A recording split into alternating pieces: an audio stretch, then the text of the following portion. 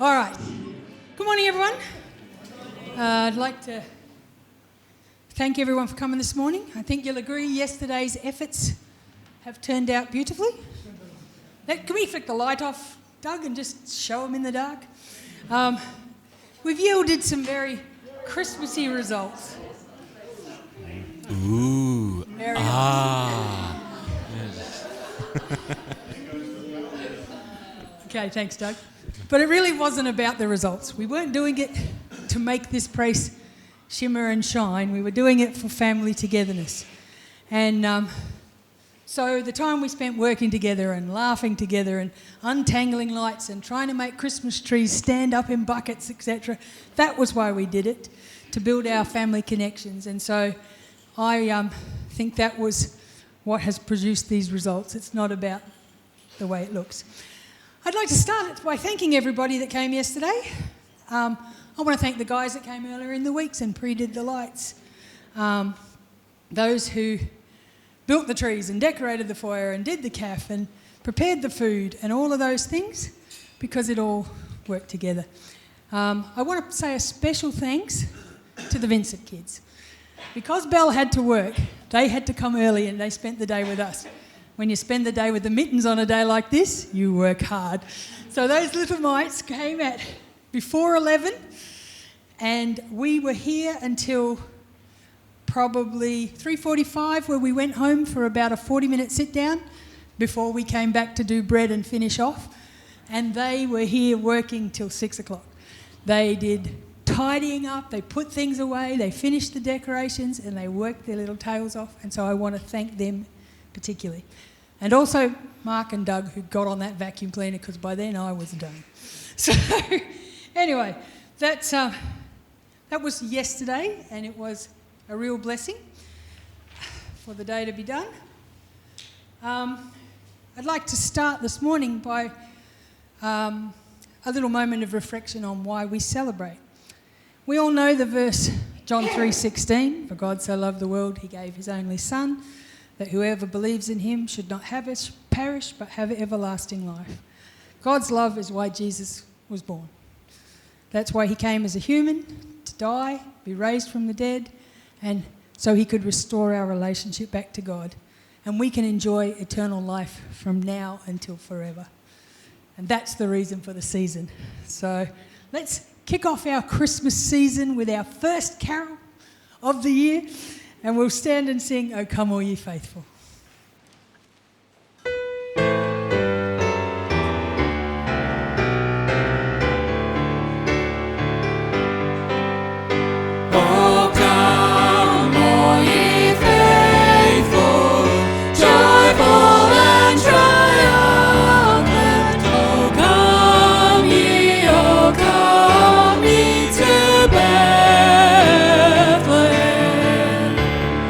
Come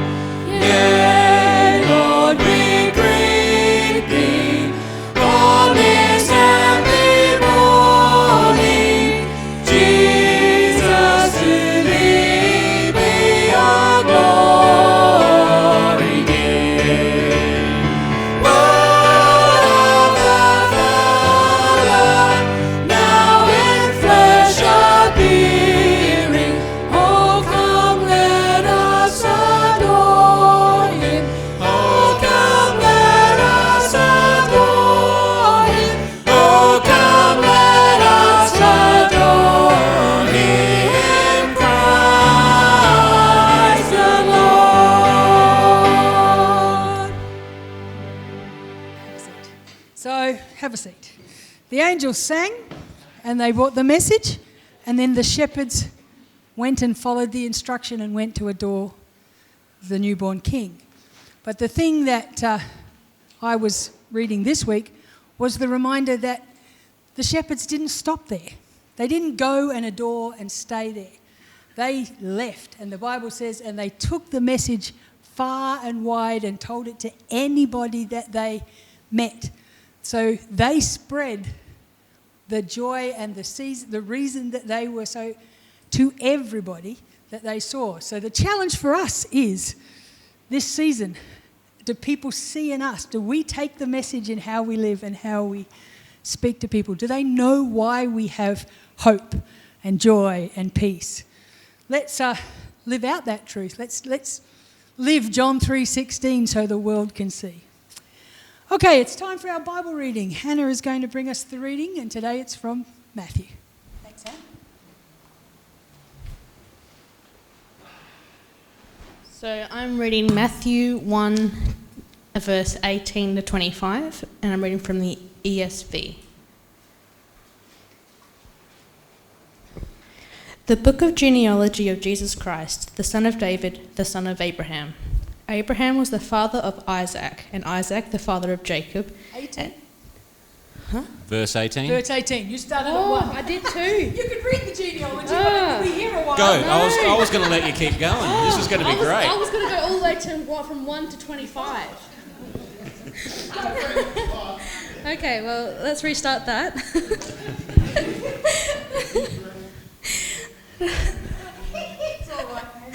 Now the birth of Jesus Christ took place in this way. When his mother Mary had been betrothed to Joseph, before they came together, she was found to be with child from the Holy Spirit. And her husband Joseph, being just a man and unwilling to put her to shame, resolved to divorce her quietly.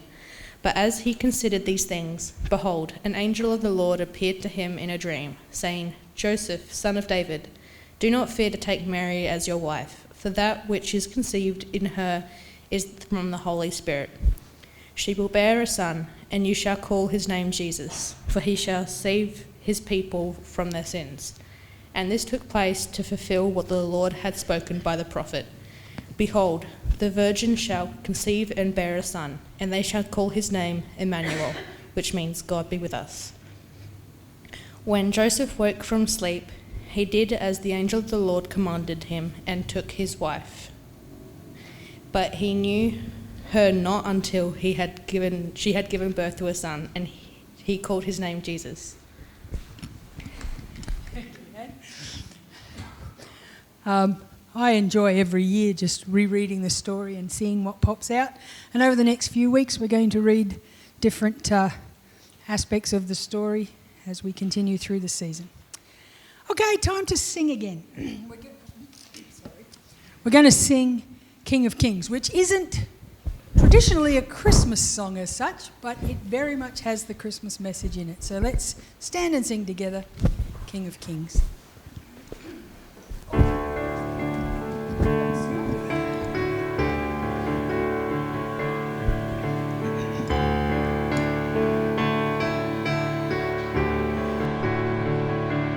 In the darkness we were waiting, without hope, without light, till from heaven you came running.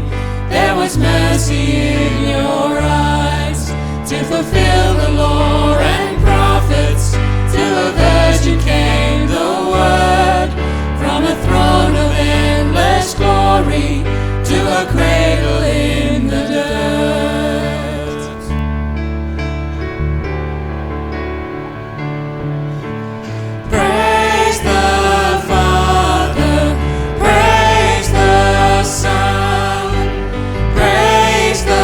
Spirit, three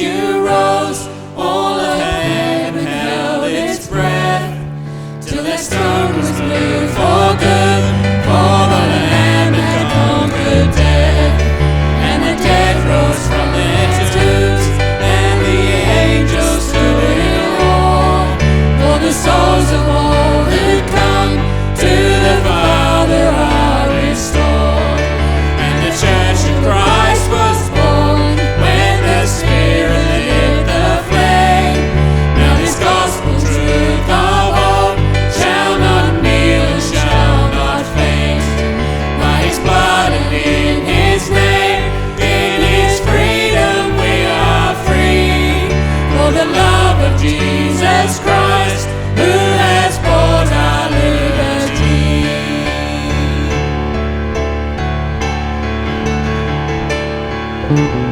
Praise the Father, praise the Son, praise the Spirit, three in one. God of glory, majesty, praise forever to the King of Kings. Praise the Father, praise the Son, praise the Spirit, three in one. God of glory, majesty, praise forever to the King of Kings. Praise forever to the King of Kings.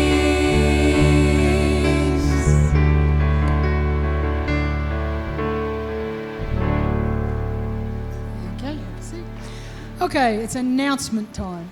And we have a few regarding next week. So first of all, please don't forget, next Sunday begins at 10 a.m, not 10:30. So for the music and sound team, that's 9, not 9:30. It's because we tend to run late on these carol things, and we decided we'll steal half an hour so that we still are eating lunch at a reasonable time.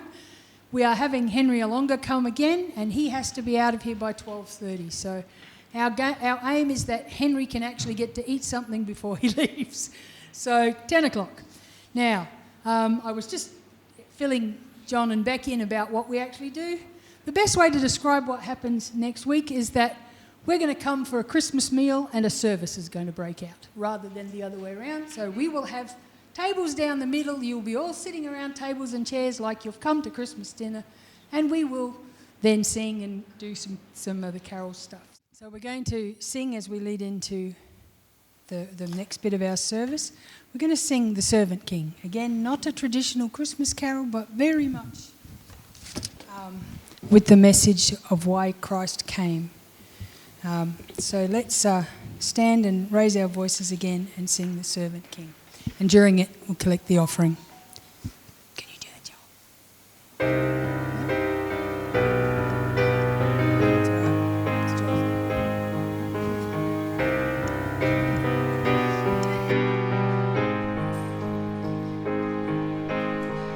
From heaven you came, helpless babe,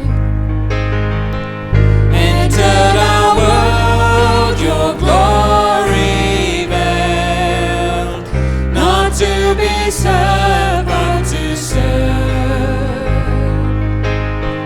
and give your life that we might live. First, There in the garden of tears, my heavy load he chose to bear. His heart with sorrow was torn, yet not my will, but yours, he said. This is our God, the servant King. He calls us now to follow Him, to bring our lives as a daily offering of worship to the servant King. Come see His hands and His feet, the scars that speak of sacrifice, hands that flung stars into space, to cruel nails surrendered. This is our God, the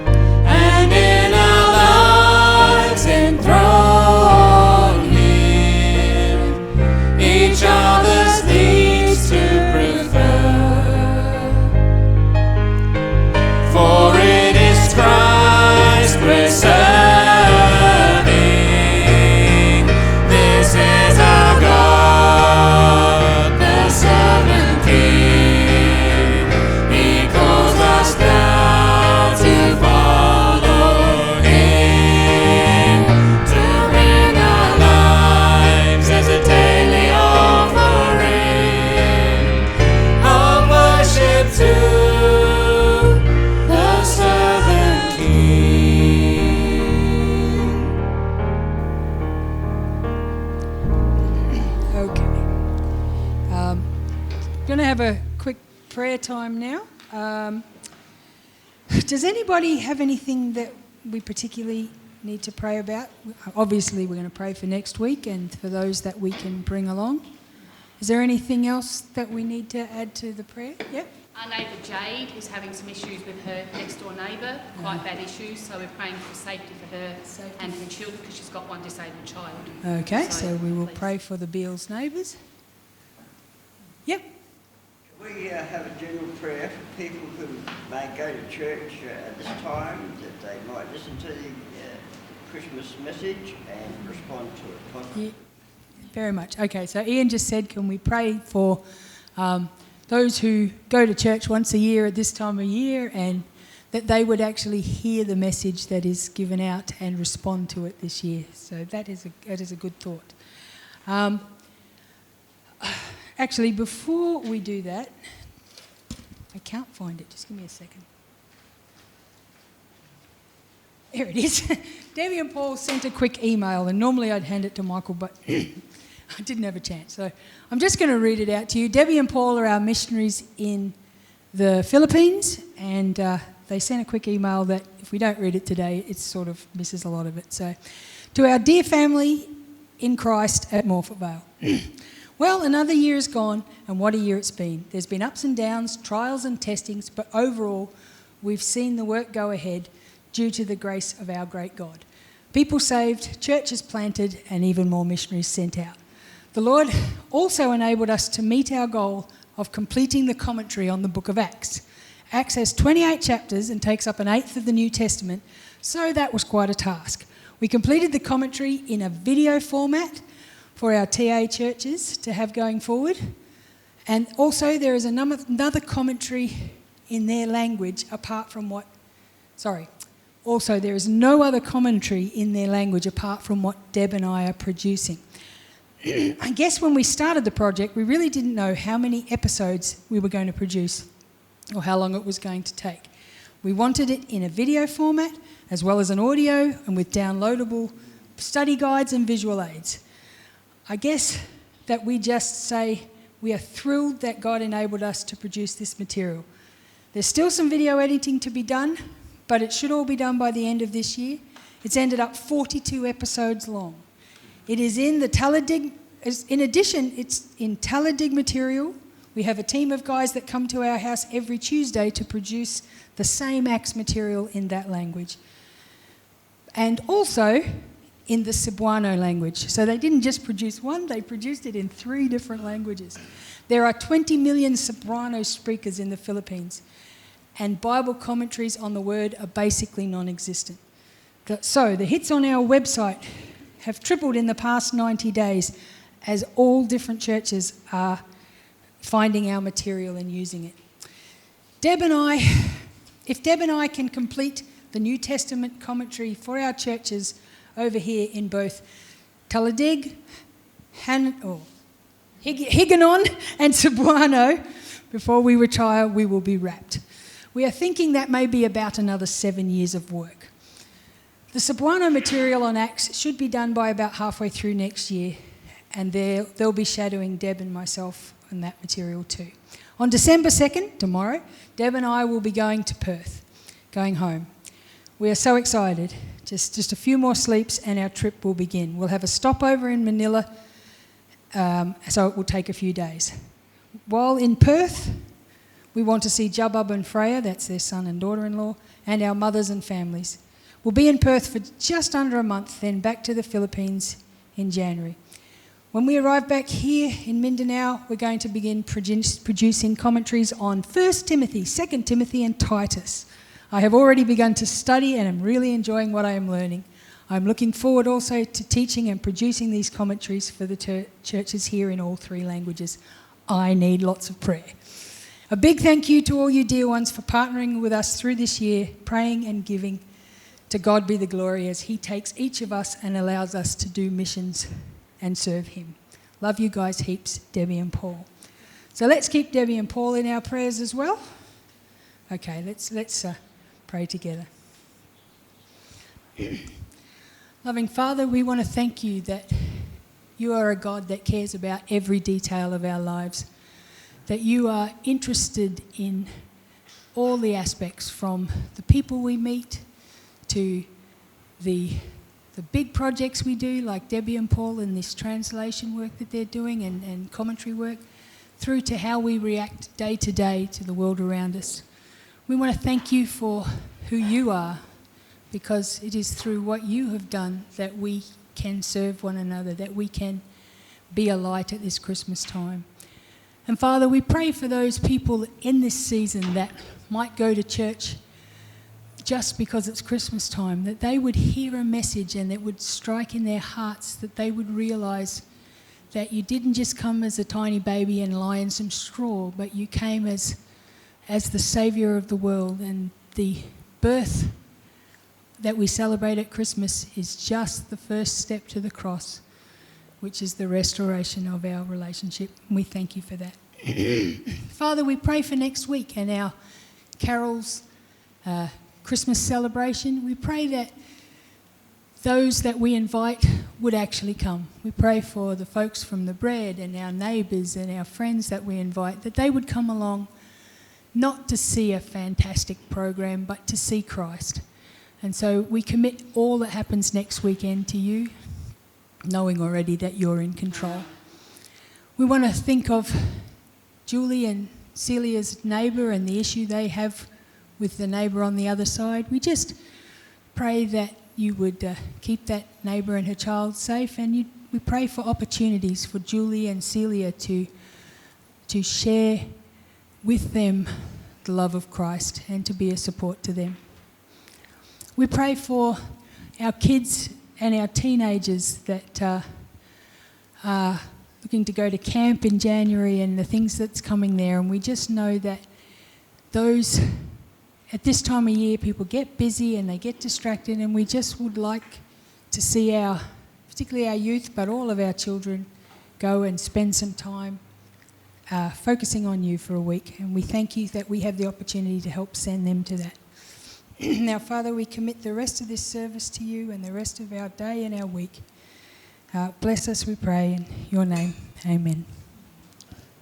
All right, so this morning, Harlan is going to take the communion service, and after that, the guys have Harry and James and Mark are handling the discussion.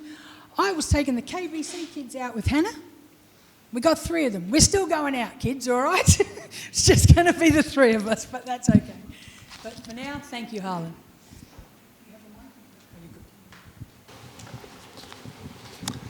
Good morning, everyone. Hannah read to us this morning from the beginning of Matthew that phrase that the angel said to Joseph, "You will call him Jesus, for he will save his people from their sins." That's what we're here all about. I'm going to read to you from Romans chapter 3,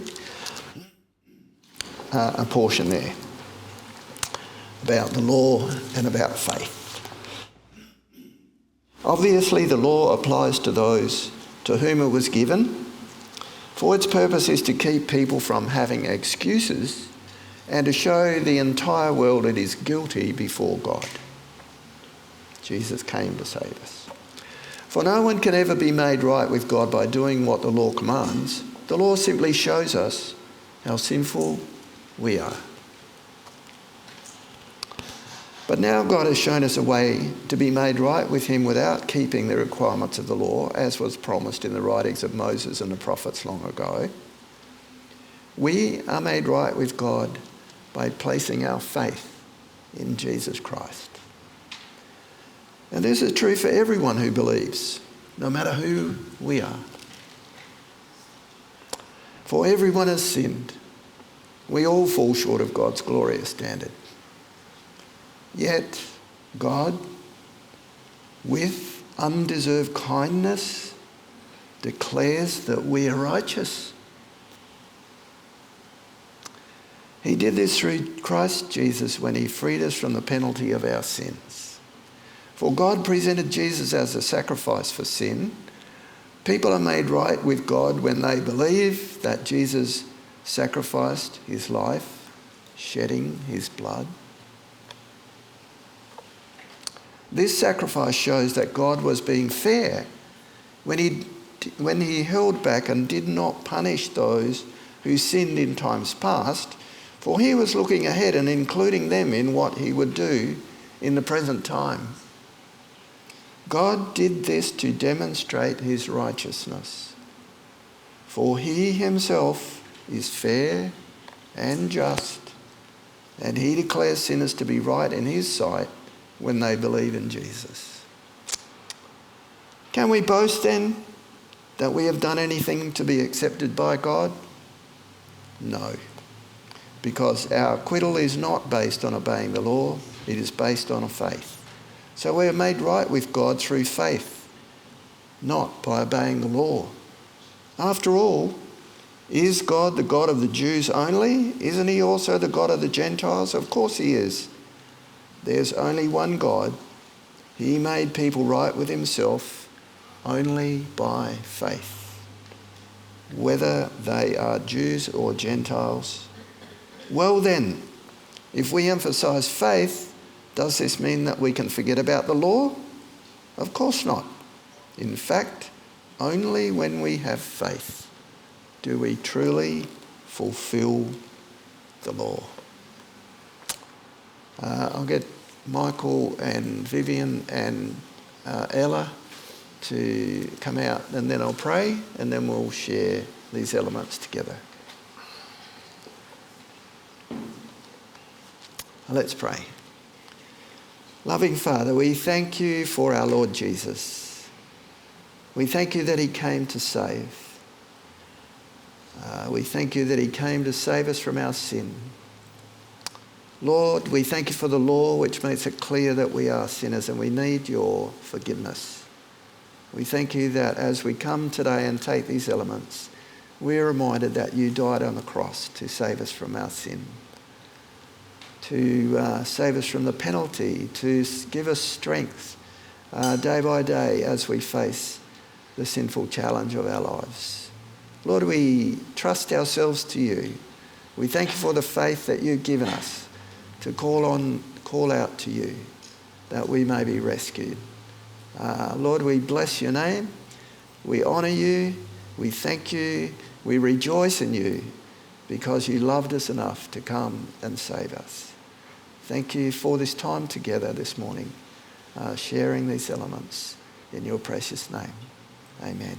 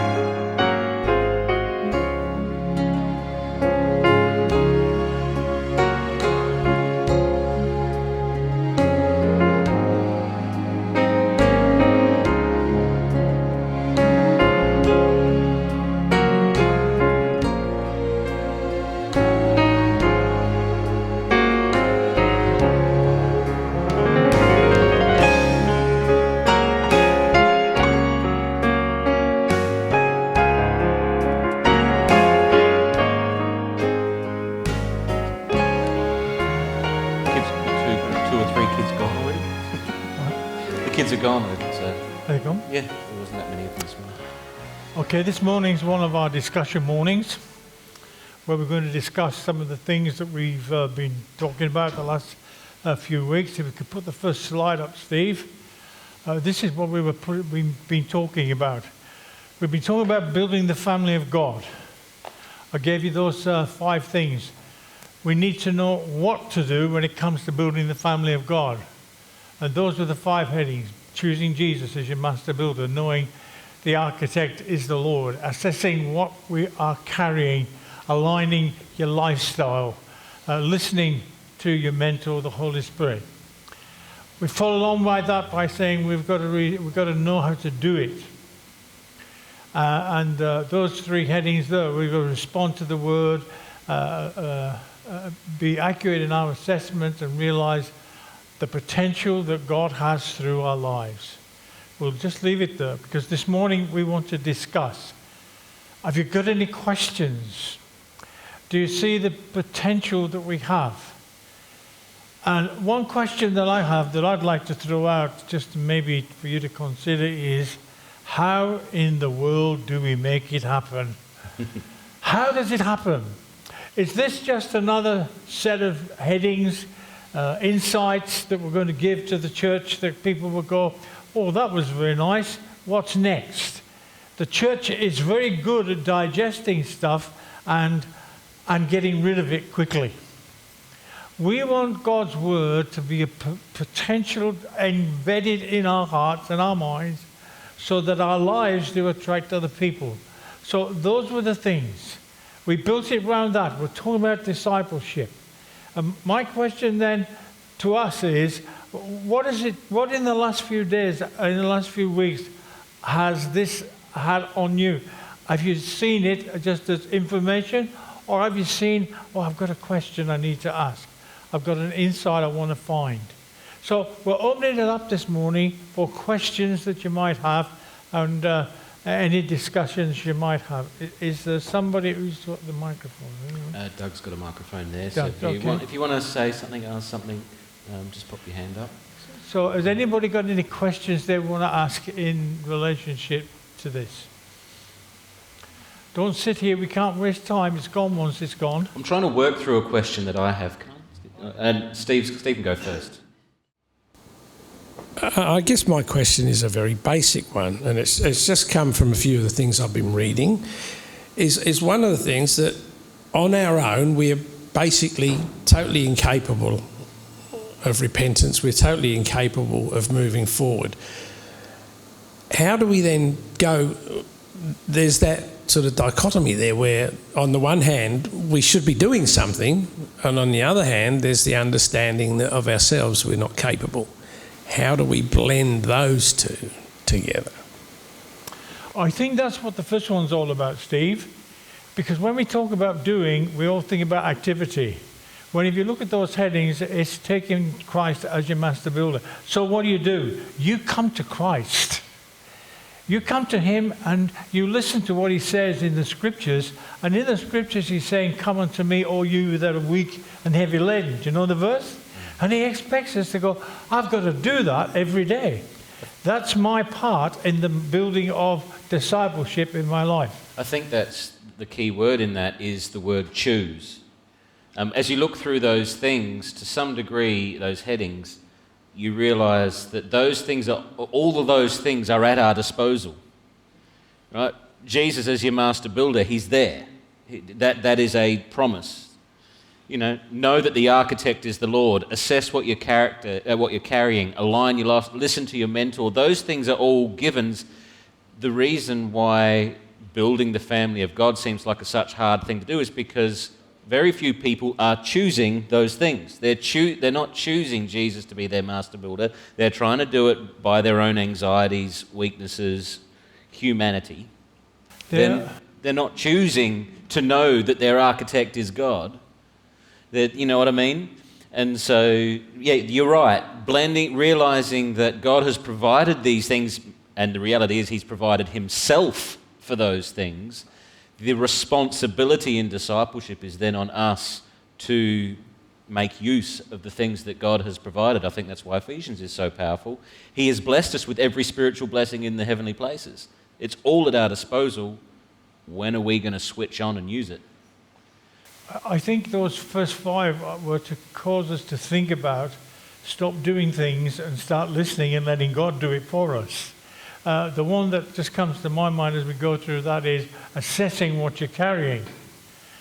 Now, when it comes to assessing that, we're not quite sure as believers whether we're sinners saved by and saints, or whether we're saints first and then sinners, or whether we are supposed to be free from sin and free from our own anxieties and the things that happens. And so what this whole thing is if we're building a family of God, we have got to realize that within our hearts and within our lives are tremendous scars that have happened from life's experience, from our own characters. But what do we do with those scars? And my experience in the years I've been in church is some people try to hide them and say, we don't have those things. And they walk about in unreality. Other people try to conquer them in their own strength. I think that's what you're saying, Steve. And God doesn't want you to conquer them in your own strength. He wants you just assess it, then come to the master builder to give you the strength, to give you the direction, to give you the insight, to give you the comfort which you need. You come to the architect and saying, God, this is my life. I've got a body that isn't redeemed yet and a soul that really longs after you. Help me to work it out together. It's knowing that I've got a lifestyle that aligns with God's principles and purposes. Then you might get the little tidbit that says, my grace is sufficient, deal with it. That can be, sometimes you might get the little tidbit that says, my grace is sufficient, now deal with it. Deal with that thing that you're carrying. Sometimes there are going to be those scars that you're talking about, that baggage that we have, that God might say, you need to know how sufficient I am. You're going to have to feel this one, and you might be feeling it for the rest of your life. One of the things that I struggle with, I really struggle with this, I make fun of it because it's made fun of me all my life. and that's my dyslexia. I will find myself getting involved in stuff, and I've got to go to the nth degree, and it's like I can't stop until there's no more things to discover. And you might go, that's a good thing. No, it's not when you don't know when to stop. Last night I got taken up with something, and I think about 2 o'clock in the morning I said, I've got to stop. But my dyslexia said, no, you can't, because there's still more to learn. I go, no, I've been going around in rings for weeks and weeks, for days and hours. And that's how it is. So how do I live? I live asking God to, when He says stop, stop. And I don't live under condemnation that I haven't got it all together. And so you're like that. You've got stuff like that. Don't kid me, I haven't. You have. So this group of 3 things that we've been doing, building the family, was to get you and me to look at ourselves and go, why do I try and hide? You hear people that are burdened with who they are, and they put it back on God. Why hasn't God helped me? You know what I mean? Why have I still got that? Then there are those that go, oh, I'm different, I'm great, I've got over it. You haven't got over it. Give you the right circumstances, it'll come back. This is the fantastic thing, knowing what to do. Knowing what to do. Knowing what to do when you're feeling lonely and left behind. Christ is your master builder that wants to build for you. So I like your question, Steve. It's a good question. We need to constantly be at work in those things as we know what to do. But then we have to know how to do it. And you do it by reading the Word. You do it by assessing where you are. You do it by realizing the potential that God has in you. I want to ask this question. Do you know you're going to heaven? Don't all jump in at once. And don't leave me yet. Do you know you go, yes, we know. But don't make that your goal. That's not your goal. Because when you make that your goal, then Jesus becomes a byproduct. It becomes a rubber stamp. But make Jesus the goal of our life, that I want His life in me, so that going to heaven is just the byproduct. I want to live for Christ now. Experience the joy of knowing Him now. And the power of His resurrection, so that when I get to heaven, I'm equipped and, fantastic. What a bonus. Any other questions and comments? I think one thing, a big aspect about Christ is knowing to be slow and walking with Him. Because as humans, we tend to rush so much in our headspace, in our time over a year, we're like, we have to get this done, this done, this done. I think that's why we like the whole idea that heaven's the ultimate goal, because we can have it now. But Paul says, let us run with patience the race that is set before us. It's a marathon. It's the... I think sometimes we forget patience way too much as being human beings. The fruit of the Spirit, love, joy, peace, patience, kindness. It's all there. We love the love, joy, peace bit. That sounds fantastic. But who really wants to exercise patience? We want all of it now. But the journey of life is it's. But God represents that, and so did Christ as he healed the sick and as he catered and talked to his disciples. It took Jesus 30 years to start the ministry. He wasn't born and then started doing stuff. He had to go through the growing up things that every other human has to go through. It's a remarkable thing to come to grips with. In my mind, sometimes the concept of the family of God inside Christian circles, I think, becomes a bit of a catchphrase rather than something that's genuinely lived out and realised.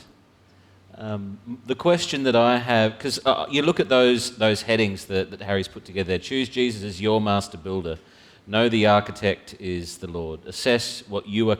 They're very individual. They're very me sort of centered things, and that's not wrong, because each and every single one of us has a responsibility to play. How does each and every single one of us doing those things build the family of God? That's one of the questions I have. How does me choosing that Jesus is my master builder, how does that build this? How does that affect that? Is that it's probably a question I've sprung on you, I'm sorry.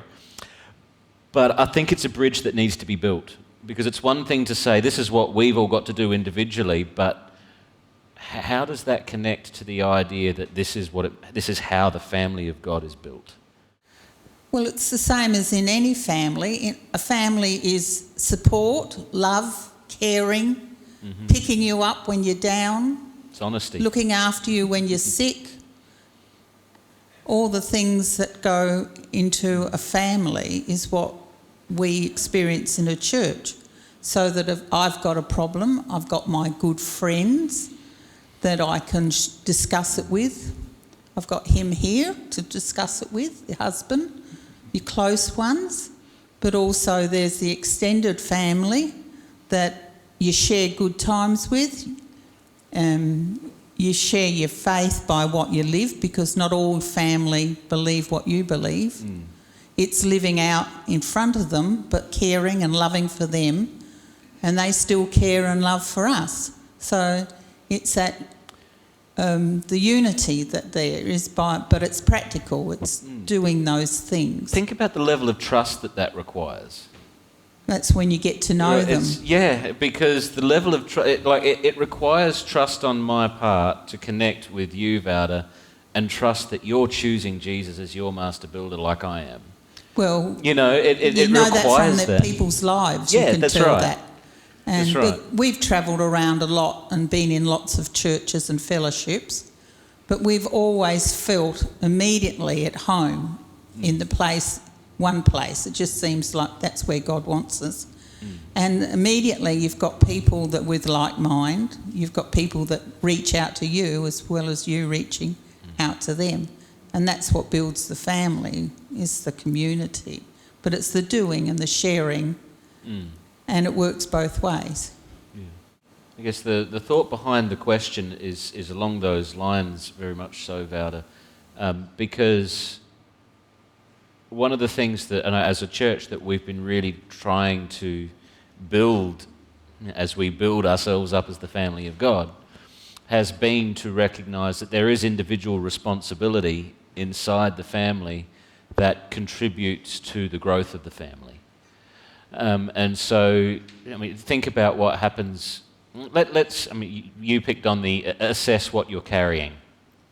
If if a whole heap of people in the family know the baggage that comes from the family that they're in, but one person's ignoring it, how quickly does that one person end up being isolated from the family? They become an awkward member of the connection is lost. What happens in the family is all of a sudden family breakdown happens because one family member isn't quite able to accurately assess who they are, what they bring to the things that they have to take responsibility for when they come to the family. And you got a thought happening? Yeah, and I think sometimes we get to that place where we have to make a decision, and instead of coming to the family and going, I need to assess this, we go to our background. This is a word I hear a lot in our fellowship. I don't want to be a bother. How many times do we have to say, nobody's a bother in the family? Now, you might ask me to do something, or I might ask you to do something, but that's what families do. If you've had children, you will know that they are always asking you to do the most insignificant thing at the most drastic time in your life. And they don't go, is it a bother? Mum, I want this. I know, I'm going to try. Dad, can you do that for me? They don't think about it. But we have been brought up to believe it's a bother to get things done. It's not a bother. We're in the family of God. And when we're assessing that, I was talking to that guy yesterday. What's his name? Gary. Garrett. And we were just talking, and he was an Irishman. He said, you know what I find very hard? He said, I find very hard the fact that the British have got stiff upper lips. They just keep going. They won't tell you. And I said, is that you? I said, it's me. And I think that's what, being in a family, we've got to be careful that our culture doesn't take us along. It's like somebody will say, why didn't you phone me? You know why? I didn't know you wanted me to. Why didn't you just send me a message? I didn't know you were expecting one. The phone works both ways. And that's the way culture, and it breaks the church down. The church has become where, I don't know whether pastors have done this on purpose or whether it just happened, but the pastors and elders of churches, they become the watchmen of all knowledge and all insight. And we're supposed to be able to read your mind and know, oh, I think they're in trouble. Oh, he needs a phone call. Oh, better write to him. We can't do that. But as a family, we go to each other, I've got a need. I want you to pray for me. We are, can I be so bold as to say, I think there'd be some in here this morning that would have liked us to pray for them, but didn't want us to know. That's not right. I can't be part of your family if you can't be part of my family. I can't pray for you and you can't pray for me if we don't tell each other. That's what's going to Jesus as the master builder. Because he said, come unto me, all ye that are weak and heavy laden. I'll bear the burden. And we as a family have to be in that position. We have to assess all kinds of things. We have to know what to do. Don't be driven, but our culture's driving us. Since 1970, the church has deteriorated in rapid succession. It's just gone downhill. Why? Because around 1970 was when people started saying, we need all these programs.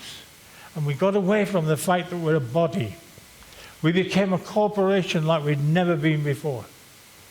Can I tell you something very personal here that happened to me the first time I came to this church? You ready? I came to this church, and you were thinking whether you should call me, and I knew I was coming here, but you didn't because God told me. And I came here, and I saw a church that was just about going to kill itself. It was 40 days of purpose.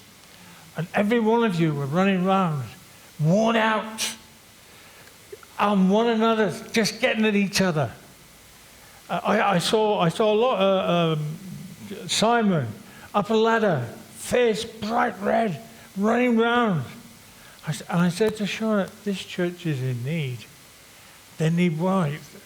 And that's what the church is like. We need to realize that the church that God's got for us is a family. And that family is centered not around my needs, or around your needs, or around programs' needs, it's centered around Christ. Knowing what to do. It's about knowing that we need to participate like nobody else's business, like in Christ and God and the Holy Spirit working in our lives. It's in knowing how to do it, responding to the Word. The Word says. So I've read it this morning. It says, rejoice in all things, give thanks.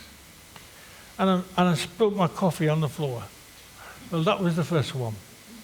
Then I burnt the toast. That was the second one. Then I came to church and nobody knew I was grumpy because I hadn't had my toast, I hadn't had my coffee. And that was the third. And so we start. They all. And you know, what's the point in going to church? Nobody cares anyway. No. We need to respond to the Word of God. Rejoice all time. Shona, I just spilled my coffee on the floor. Good. You know what wife said? Mop it up. That's what life's about. Or we don't look and say, the accurate assessment of me is, I need some fellowship. I need to get on the phone. I'm sit on my phone all day. And I'm sitting here. I go, please ring, please ring, please ring.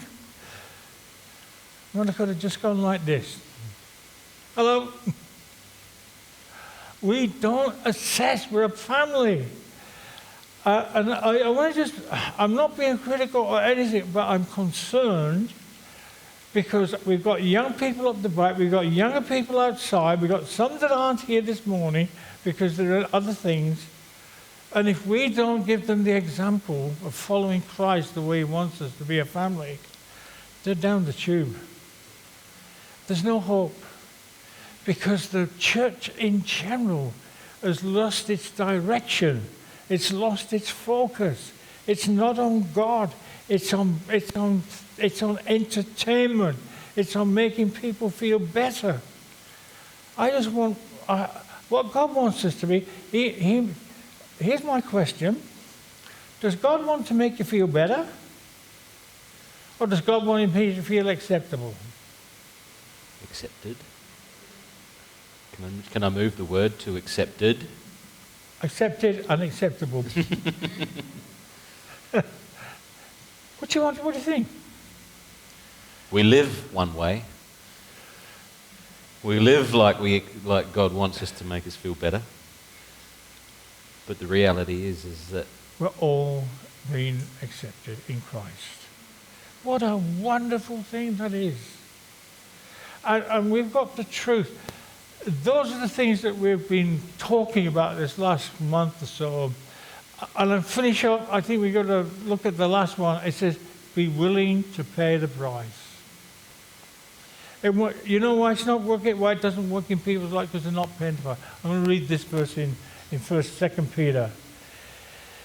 Peter's talking about the faith. By His divine power, God has given us everything we need. What a blessing that is for living the godly life. And he talks about that. Then, having told us what God has given us, in verse 5 he says, in view of all this, make every effort to respond to God's promises, supplement your faith with generous provisions of moral excellence, and moral excellence with knowledge, and knowledge with self-control. He's saying, and what God has given to us, in the view of that, make every effort.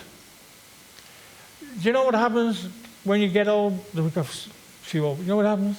Getting out of bed in the morning is hard. It's sort of like another 5 minutes. Apparently you don't have to wait to get old some days. You don't, teenagers. You don't have to wait to get old. Well, let me tell you, when you get older, it's harder. You want to get out of bed. And you go, oh man. Especially in the winter, you know, you go, oh, I'll just see if it was too cold. It's too cold. It takes... And so here's Paul, and here's Peter saying, look what God's given you. He's given you all these things. It's marvelous glory, it's excellence that He's given you. The great and precious promises that He's given you. Now He says, in view of that, make every effort. That last line's quite a startling one. Be willing to pay the price. The price is not giving your life so you can be a martyr. It's guarding what you know to be truth. It's preserving what you know is reality. It's adding to what you know God wants to give us. We're a church that's got to grow in the sense of building family. This is how we'll build the family of God. We won't build because we get good people coming in. Or we put more Christmas trees up. Or we put more Christmas trees up. Or James cooks bigger meals for us. We won't, that's not the thing. They're just the fun. These are just the trimmings. The real reality is your life and mine and how we live it. We all know what we're to do. We all know how to do it. Now it's to be the willingness, the diligence that we have to put in doing it. Any comments that you want? I mean, I was going to talk about, when you were talking about family, the biggest attack that society has put from basically the end of the Second World War is on the family. It's tried to pull it apart. Everything is aimed at pulling it apart. But let's come back to what we're on now, is that willing to pay the price. Again, society today is one that says, I have a right. I have a right to this, I have a right to that, I have a right to that. Give me, give me, give me, give me, give me. It forgets that for every right you have, there's a responsibility. And I guess that is the price that we have to pay, that if we want the right of being a child of God, there's a responsibility that we have to pay to that. And we don't like paying the price most of the time. And I think that's one of the things that we need to look at, is that we have a responsibility. Who do we have a responsibility to? First, our own family, then our family of God, and then the family of people that are outside us that we need to bring in. But it's coming down to that concept that we do have actually a responsibility. We owe something.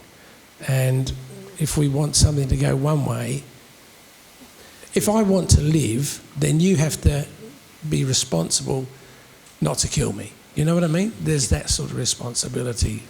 If I want one freedom, I've got to be prepared to give up something else to get that. And I think that's what we need to work on as well. One thing I find in a Christian church is that I like to be friendly. And in different times when I go up to Christian people and they don't want to talk to me. And I find that very difficult. And I think if we're going to get people to come in, we've got to make a way to talk to people, and make them feel welcome. And my daughter came to this church, picked me up here from this church a few weeks ago, and I don't know who she talked to. She says, "Wow, those people are friendly," and I thought, well, that's what Christian people are. And if we don't feel like talking to people, and I said to a couple that are very friendly with me now, if we can't talk to people here on earth, how are we going to talk to them in heaven? Okay, thank you very much. We hope you've enjoyed this morning. If anybody else got anything to say before we close? Okay, let's close in a word of prayer. Who's going to close? Let somebody just... No. Usual people usually close. If you're not, which somebody who doesn't usually do it, pray for us. That's going to be a challenge. Who's going to do it?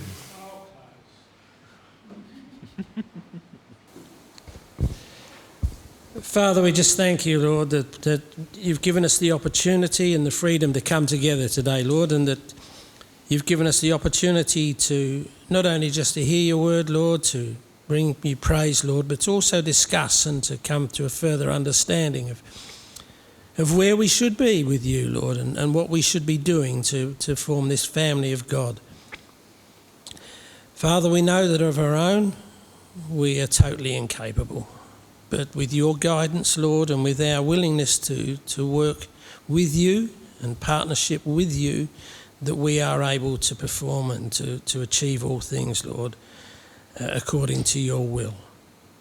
So, Father, as we finish up here today, we pray that we don't just leave it as it is, but we take what we have learnt today out into our normal, everyday world, Lord God, and that somehow, through your Spirit working in us, we will have an effect on those that we touch each and every other day, Lord. Lord, and we just thank you and we give you praise, Lord, in the almighty name of Jesus Christ. Amen.